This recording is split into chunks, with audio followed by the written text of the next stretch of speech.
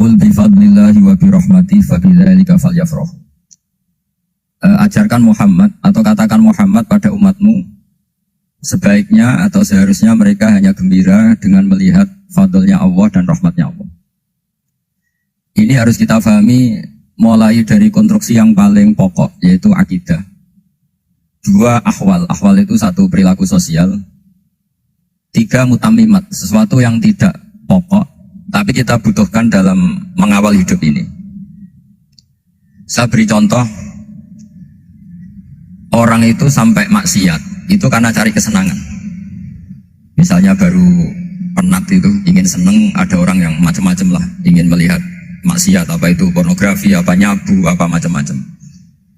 Itu sebetulnya agama punya konsep yang luar biasa, yaitu seharusnya seseorang itu gembira dengan ketaatan.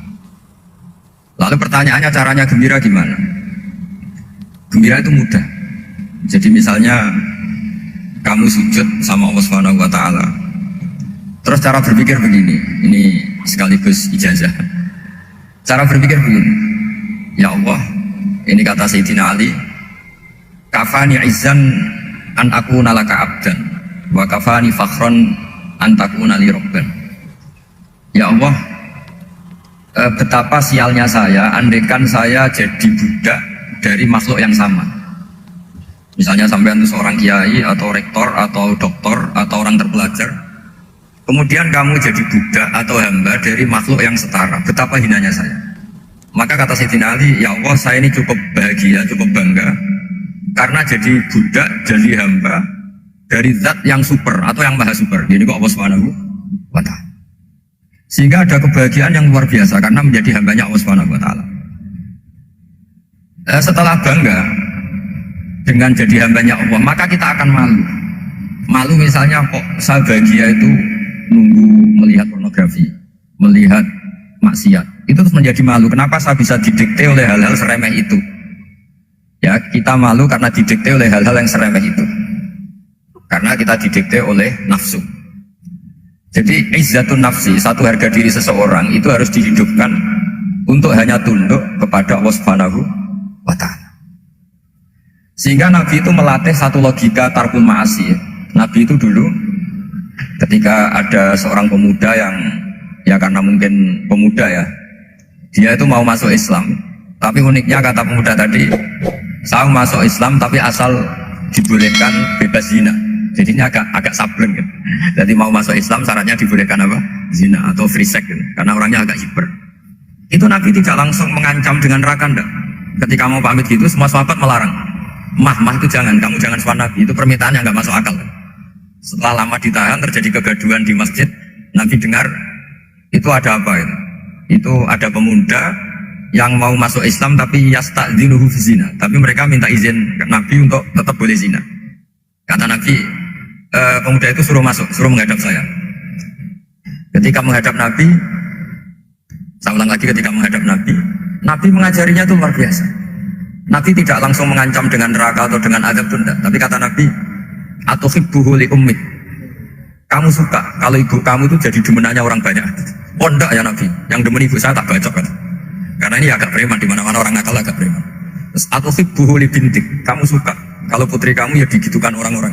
Oh ya enggak Nabi, yang gitukan putri saya tak bacok. Atuhibbuhu li kholatik. Kamu suka kalau bule kamu digitukan? Atuhibbuhu li ammatik. Kamu suka kalau saudara bapak kamu digitukan? Nabi itu mengeset ya. Cara sekarang itu di otak mungkin. Nabi itu meluruskan otaknya anak muda itu. Betapa buruknya zina. Cara bahasa Arab ditakbih. Betapa buruknya zina. Kamu suka kalau korbannya ibu kamu, putri kamu, bude kamu, bule kamu. Sehingga orang itu matur, ya hasbuka ya Rasulullah, ini sudah cukup. Saya tidak pernah melihat sesuatu seburuk zina. Jadi fa'alqallahu fi qalbihi bughda zina. Kemudian Allah meletakkan di hatinya, menanamkan benci zina. Sehingga akhirnya pemuda tadi menjadi iffah, menjadi menghindari zina. Artinya begini ya, ini mungkin yang lolos dari para kita sebagai dai. Kita tidak belajar banyak tarbiyahnya Rasulullah Shallallahu Alaihi Wasallam. Jadi kalau kita benci maksiat, itu jangan hanya ditakdir, ditakutkan neraka itu enggak. Jangan hanya itu, tapi di logika. Oh, iya. Jadi kalau kita menghindari maksiat, itu selain karena takut azab, itu ada logika, ada rangkaian pikiran yang menjadikan kita anti satu perbuatan apa maksiat. Jadi misalnya gini ya, kira-kira gini lah kalau contoh gampang itu. Ada orang gitu ya, nyanyi dengan pakaian yang mungkin pornografi. Mungkin pemuda-pemuda ingin melihat itu, tapi bisa dibati gini, oh enak dekne mergawe kok tak bayar, ya aku kehilangan duit. Meskipun dengan logika yang agak serampangan, yang penting menjadi kita ini punya harga diri untuk tidak tergantung hal-hal seperti itu. Sehingga Nabi itu cara menggambarkan tadi mulai atuhibbuhu li ummi. Kamu suka kalau ibu kamu jadi demenannya orang lain. Pemuda tadi bilang yang demen ibu saya bunuh. Ditambah lagi atuhibbuhu li bintik. Bagaimana kalau korbannya putri kamu, bule kamu, bude kamu. Sehingga terus si pemuda tadi betapa buruknya zina, betapa murahnya zina. Akhirnya pemuda tadi al-qawwa fi qalbi zina. Terus kemudian pemuda tadi itu sangat membenci dengan apa? Berzina. Nah, pikiran-pikiran seperti ini harus kita tanamkan. Harus kita tanamkan supaya orang itu benci melakukan maksiat. Karena satu memang takut suhtullah, takut dibenci Allah atau dibenci Allah. Dua memang logika kita mengarahkan tidak maksiat.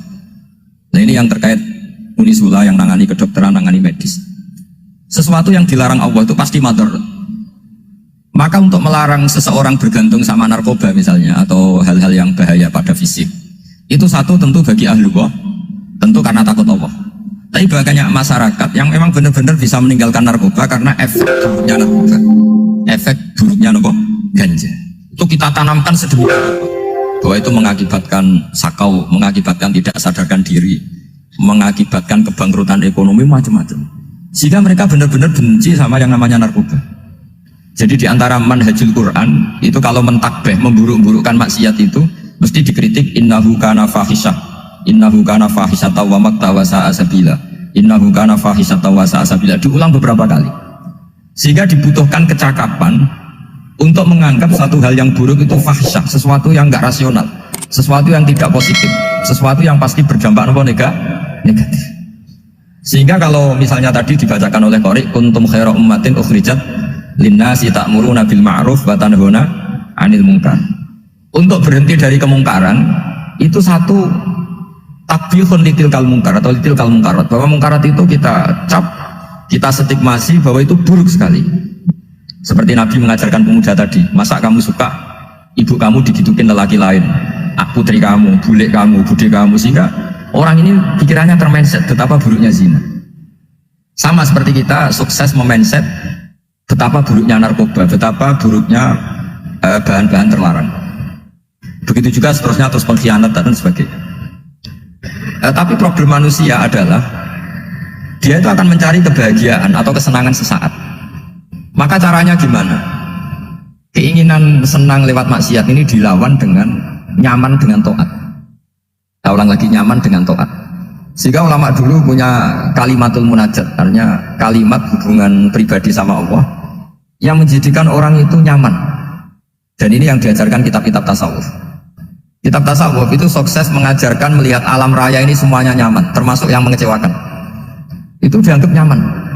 Saya berkali-kali mengajarkan ilmu ini karena ini musalsal ila Rasulullah SAW. Itu pernah suatu saat Imam Ahmad itu dipanggil sama tetangganya, anak muda. Tentu Imam Ahmad ini orang yang sangat soleh, sangat waroi, sangat tunduk sama perintahnya Allah dan Rasul. Pemuda tadi manggil, ya Ahmad, datang ke rumah saya. Imam Ahmad datang. Setelah sampai ke pemuda tadi, sudah pulang lagi, saya tidak butuh kamu. Pulang lagi. Setelah sampai rumah dipanggil lagi, ya Ahmad, datang lagi. Datang lagi. Oh, saya tidak jadi butuh, pulang lagi. Sampai 3 kali. Dan itu perangai apa? Ekspresi Imam Ahmad itu atau ulama lain yang sesoleh beliau itu nyaman, indah. Beliau tetap senyum-senyum, nyaman. Beliau tidak tersinggung, tidak terprovokasi, tidak. Ya pokoknya tidak tersinggung, kelihatan nyaman. Lama-lama pemuda ini terus tanya, ya Ahmad, kamu saya perlakukan seperti ini kok tidak tersinggung? Kamu senyum-senyum saja, happy-happy saja. Jawabnya Imam Ahmad itu unik. Wahai pemuda, saya kamu panggil itu senang sekali.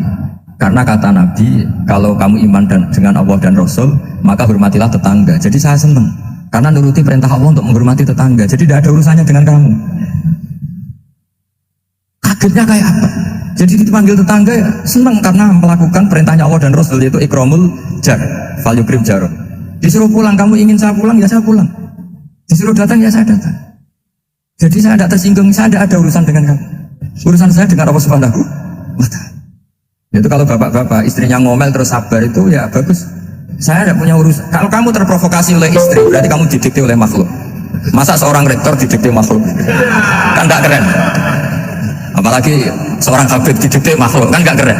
Yang bisa mendikte kita hanya Allah Subhanahu wa Ta'ala. Dan Allah mendikte kita, mengajarkan dia wa asyiruhunna bil ma'ruf fa in karihtumuhunna fa asa an takrahu syai'an wa yaj'alallahu fi khairan katsira. Jadi cara melihat istri kita bawel gitu atau cerewet, alhamdulillah ini ada pahala tanpa modal, cukup sabar.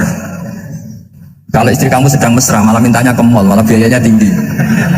Murah mana dapat pahala dimarahin sama saat mesra minta ke mall? Itu yang pertama kan? Nah ya itu tidak usah modal ya. Ya gitu aja. Jadi kalau istri sedang marah bawel, anggap saja ini rezeki. Dapat pahala tanpa apa?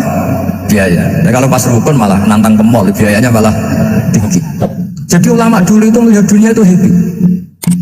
Karena Imam Syafi'i dikasih tahu, orang yang tadi nyium tangan kamu ya, itu di rumah menghujat Anda. Jadi dia sopan hanya di depan Anda, kalau di luar menghujat Anda. Jawabnya Imam Syafi'i lucu. Ya baguslah. Yang cerita ini kaget. Kenapa bagus ya Aba Abdillah? Kalau manggil Imam Syafi'i ya Aba Abdillah. Ya berarti saya masih wibawa, di depan saya ada berani katanya. Jadi dipandang enteng saja. Jadi kalau kamu di depan kamu istri kamu tidak berani belanja, tidak ada kamu belanja banyak, anggap saja Anda wibawa. Jadi enteng saja. Pernah Imam Syafi'i dikasih tahu, separuh dari kampung Anda itu nggak suka kamu. Ya bagus lah. Kenapa? Oh nak rukun malah bakal utang katanya gitu. Kira-kira yang utang itu yang rukun apa yang nengan? Yang rukun. Jadi enteng saja mungkin. Masyhur itu makalah Imam Syafi'i.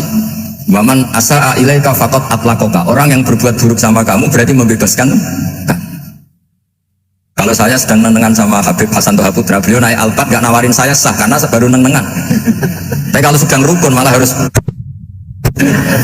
repot mana? Rukun sama tidak rukun? Repot rukun sebetulnya. Jadi Imam Syafi'i itu happy saja. Kalau sedang rukun sama tetangga ya dianggap rukun itu satu kenikmatan. Sedang gak rukun ya dianggap satu kenikmatan. Jadi orang dulu itu serilek itu melihat dunia. Kalau kita kan enggak, ego. Wah saya ini suami kok dimarahin istri. Wah ini egonya bangkit. Padahal egonya bangkit itu ada kebodohan di situ. Yaitu seorang rektor didikte seorang istri, seorang makhluk. Apalagi kalau Anda daftar wali itu tidak akan jadi wali. Ini wali kok tunduk sama makhluk. Karena didikte apa? Makhluk. Maka Imam Ahmad ketika tetangganya bully gitu ya santai saja, beliau happy. Ketika pemuda tadi eskal janggal, kenapa kamu nggak tersinggung ya Ahmad? Memangnya saya harus tersinggung gimana? Kan tak panggil tidak jadi, tak panggil tidak jadi. Hei pemuda, saya ini tidak punya urusan dengan kamu. Saya nuruti kamu karena perintahnya Allah. Saya senang melakukan perintah Allah, harus berbaik sama kamu. Sampai 3 kali. Jadi kebahagiaan ini pula yang harus kita latih dalam melakukan ketaatan. Tapi kalau kita sudah tidak bahagia dengan taat itu bahaya sekali.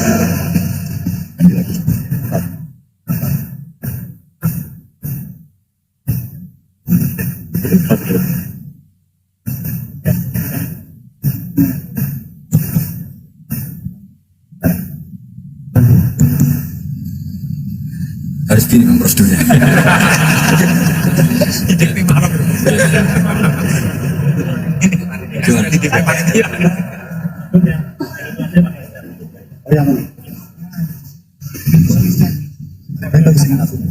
Ganut saja.